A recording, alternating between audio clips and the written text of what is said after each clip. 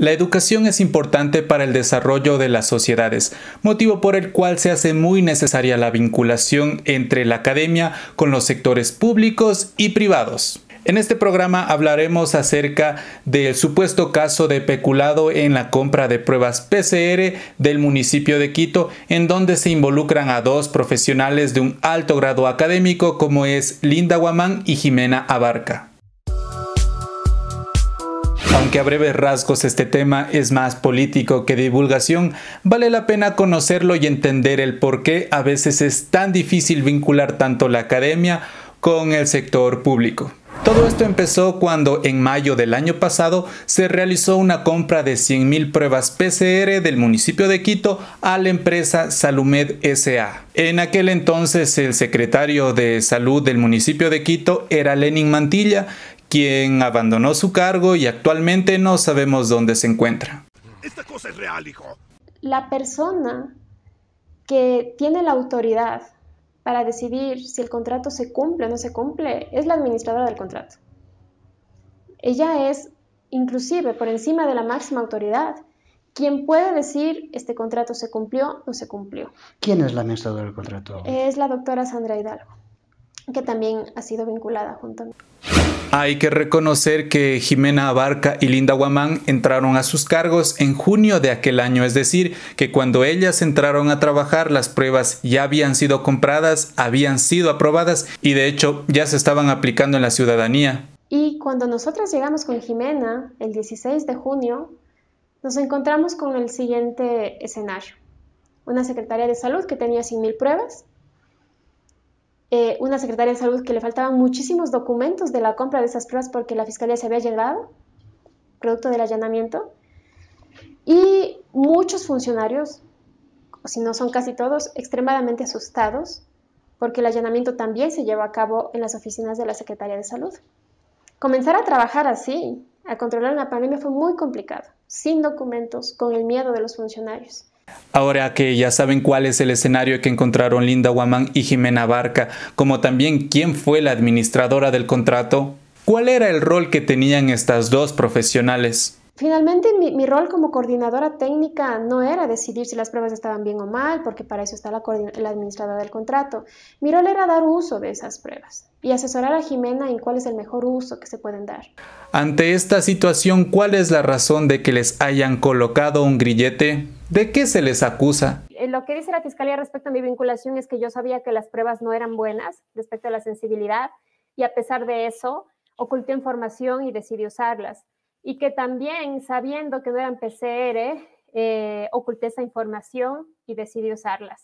Y en el caso de Jimena, adicionalmente, también que como secretaria de Salud firma una terminación de mutuo acuerdo. Aquí entra un elemento importante en este proceso y es el informe realizado por la Universidad de las Américas o la UDLA. Y cuando llego y no tengo evidencia de nada, yo tengo una preocupación natural de cómo voy a usar las pruebas si no tengo la información de qué tipo son, cómo se recibieron, etc. En vista de que en la UDLA algunos investigadores habían publicado, en este caso particular el doctor Miguel Ángel García, un artículo validando otras pruebas. Sí, esto es de investigación, pero finalmente era lo más cercano a lo que necesitábamos. Nosotros le pedimos que valide. Existe un convenio marco entre el municipio y la Universidad de las Américas. Y Jimena venía de la Universidad de las Américas. Entonces enviamos a validar. Como lo acabaron de escuchar, el informe de la UDLA que tanto nos llamó la atención fue un pedido de la científica Linda Guamán. Entonces esto del ocultamiento de información como que no cuadra, ¿verdad? Ahí está tu héroe. En este punto cabe preguntarnos cómo se dio a conocer este informe. Júzguenlo ustedes mismos. Y la sorpresa es que los resultados, en lugar de llegar primero a nuestras manos, se filtran a un portal que se llama Cuatro Pelagatos y ellos anuncian que las pruebas son chinas. No, ¿este es tu ídolo? El mío no. El mío ya no. O sea, como era un tema técnico, mínimo debían investigar un poco más antes de publicar dicha información, pero bueno, ustedes ya vieron qué ocurrió con dicha publicación. Wow. Ok, ante todo esto, ¿la UDLA estaba acreditada para realizar la validación de las pruebas PCR? Entonces, yo formalmente le envío una solicitud de información al Director Nacional de Acreditación de Laboratorios, del Sistema de Acreditación del Ecuador, el SAE, y le hago esa consulta. ¿Existe en el país algún laboratorio acreditado para validación? Y su respuesta es no.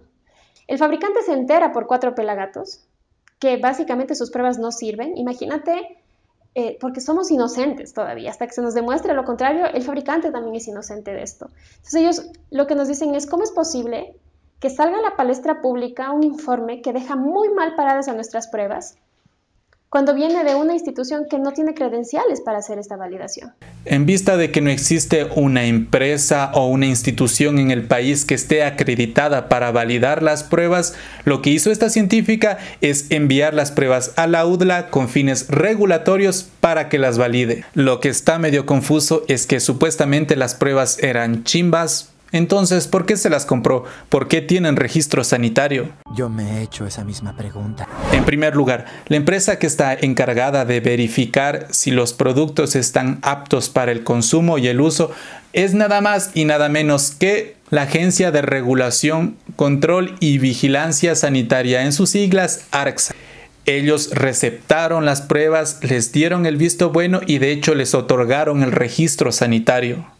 Eso tiene sentido para mí. Y bien, en otra entrevista con un medio de comunicación llamado Periodismo Público Ecuador, esta científica explica casi dibujando el meollo del asunto. Pero aquí hay un elemento técnico que no se está considerando y es la carga viral. ¿Por qué es importante esto, Fabricio Edu? Este ejemplo yo lo repito para intentar explicar mejor lo que significa la sensibilidad y su porcentaje y el límite de detección o la carga viral. Si yo ahora te pido a ti que tú vayas en la oficina en la que esté Edu y encuentre un clip y le mando 100 veces a Edu a revisar y regresa 85 veces encontrando el clip, yo voy a decir, ok, tienes una sensibilidad de 85%, 85 de las 100 veces que fuiste encontraste un clip. La pregunta es, ¿será que Edu va a encontrar más veces si en lugar de un clip existe 1 millón de clips en esa oficina? Claro. Por eso es importante la carga viral. Y yo no sabía. Ese 99% de sensibilidad que decía la prueba. ¿Con qué carga viral? ¿No? ¿Será que es cuando tienes 2 virus? ¿O será que es cuando tienes 1 millón de virus? ¿Y por qué quería yo saber esto, Fabricio Edu? Porque nosotros estábamos decidiendo con Jimena si utilizábamos estas pruebas en personas con síntomas o personas de la calle, personal de primera línea. Y ahí es importante la carga viral, porque una persona de primera línea sin síntomas probablemente tiene poquito virus, ¿no? Y la prueba tal vez no funcione. Entonces, ahí es cuando al día, mira, yo entro el 16 de junio, el 17 de junio mando a validar las pruebas en la UDLA. ¿Por qué? Porque Jimena venía de la UDLA y tenemos un convenio con ellos. Y le digo, dime la sensibilidad, no solo el porcentaje, sino con qué carga viral. Yo para saber cómo utilizo estas pruebas. Entonces ahí, pues, al día, eso fue el 17 de junio, por ahí el 19, 20 de junio, la concejala Luz Helena Coloma me manda un WhatsApp, porque yo con los concejales soy súper abierta a que me hagan consultas técnicas, y me dice, Linda, si sabes de este informe de México, mira, han validado la prueba del municipio y la especificidad no es buena. Yo reviso el informe de Luz Helena y le digo, mira, Luz Helena, justamente nosotros pedimos validación porque también estamos interesados. Y ahí mandan el informe a nosotros, pero lo mandan a 4 pelagatos también. No estoy diciendo que la UDLA lo haya mandado. Hasta el día de hoy no sé cómo es que llegó ese informe allá. Pero 4 pelagatos lo publica con el titular de que las pruebas eran chimbas. Después de esta explicación, creo que ya nos deja mejor ubicados en esta situación.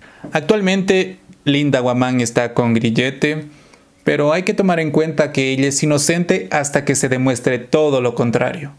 Si no fuera ese el caso, ella no diría esto. La parte política es la que a mí me da mucha inseguridad. Finalmente, si tengo que defender la parte técnica, no tengo problema. Hoy decía, ya siéntenme en esa corte a que me interroguen, ¿no? Yo ya quiero hablar.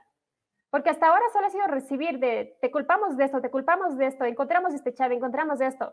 No he tenido la oportunidad de defenderme. Cabe recalcar que ante todo este contexto político, sectores académicos y de la investigación nacional han brindado el completo y total respaldo a estas 2 profesionales que injustamente las han vinculado en un tema de peculado. Y bueno, ustedes se preguntarán cómo entendemos entonces el caso de supuesto peculado por la compra de pruebas COVID por parte del municipio de Quito. Tráigame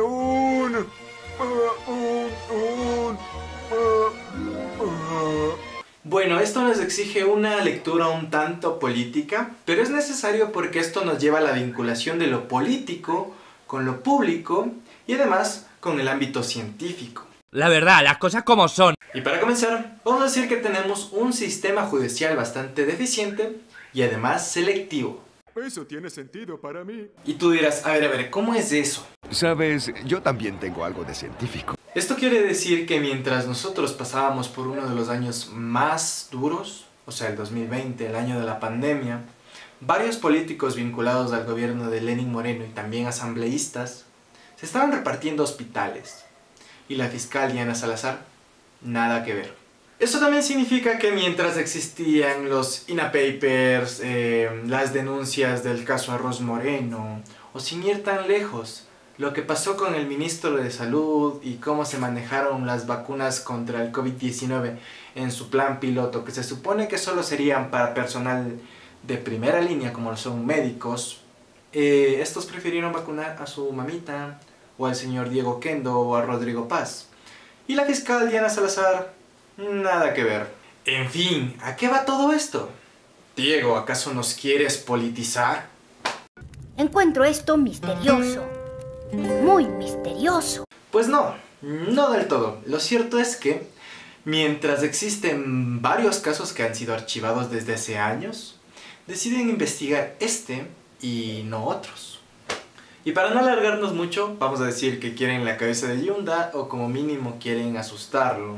Y muchos ya empiezan a hablar de posible lawfare como una estrategia política de deslegitimación. O sea, quieren ver a Yunda como mínimo con grillete o en la cárcel con una cara de asustado para que pierda todo su capital político. Eso es verdad. Eso es verdad. Eso es verdad. Y la pregunta es, después de todo esto, ¿qué ánimos existen en los científicos de quererse vincular nuevamente en el ámbito público y sobre todo en la política, sabiendo que en algún momento podrían verse embarrados o embarradas de este tipo de situaciones? Es una muy buena pregunta, la verdad, y no sé qué contestarte. Conclusión. No podemos decir que los actores involucrados sean culpables. Después de todo, uno de sus derechos es la presunción de inocencia. Pero nos pareció muy adecuado presentar la otra cara de la moneda. Esa cara que en efecto no vemos reproducirse en los medios de comunicación tradicionales. Y pues bueno, sabemos que este es un video un poco no convencional en un canal de divulgación científica y sobre todo uno bastante nuevo. Pero queríamos exponer este caso sobre todo porque es algo que compete bastante con la ciencia o en el campo científico de lo ecuatoriano.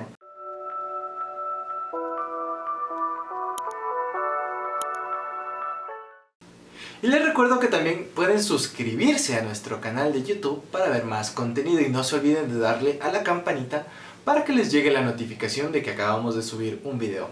¡Porque me lo ordenó!